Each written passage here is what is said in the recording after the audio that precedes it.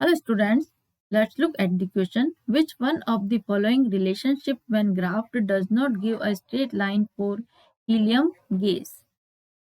हमें बताना है कि कौन सी रिलेशनशिप में ग्राफ स्ट्रेट लाइन नहीं आता है।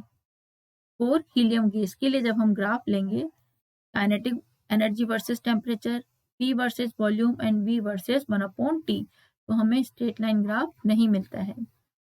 We have four options. Option A, second. Option B, 2 and 3. Option C, 3. And option D, 1. 1 is kinetic energy versus temperature at constant pressure and volume.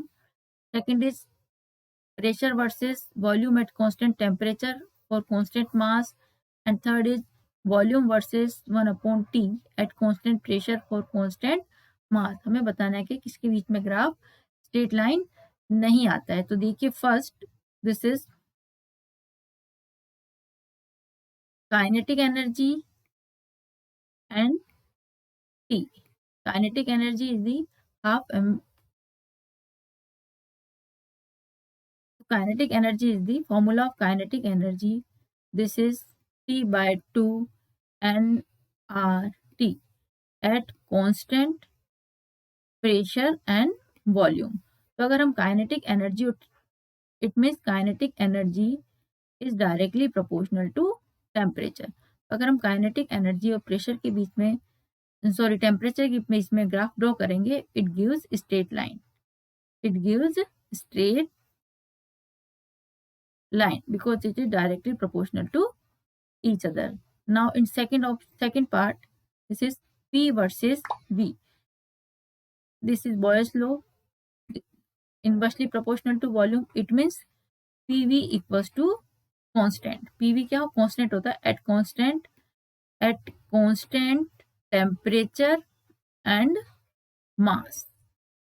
तो अगर हम P और V के बीच में ग्राफ लेंगे, P वर्सेस वॉल्यूम का जो graph लेंगे, इट गिव्स हाइपरबोला।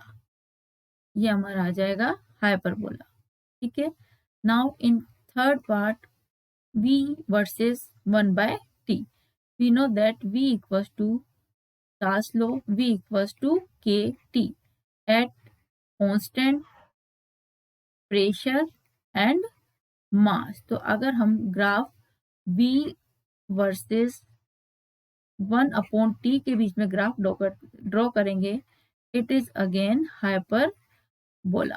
तो देखिए हमसे पूछा गया कि किसमें ग्राफ स्ट्रेट लाइन नहीं आता है। तो देखिए ओनली फर्स्ट ऑप्शन ऐसा है जिसमें स्ट्रेट लाइन ग्राफ आया है, अगर सेकंड और थर्ड में हमें स्ट्रेट लाइन नहीं मिला। तो हमारा आंसर हो गया, this is option B, second and third.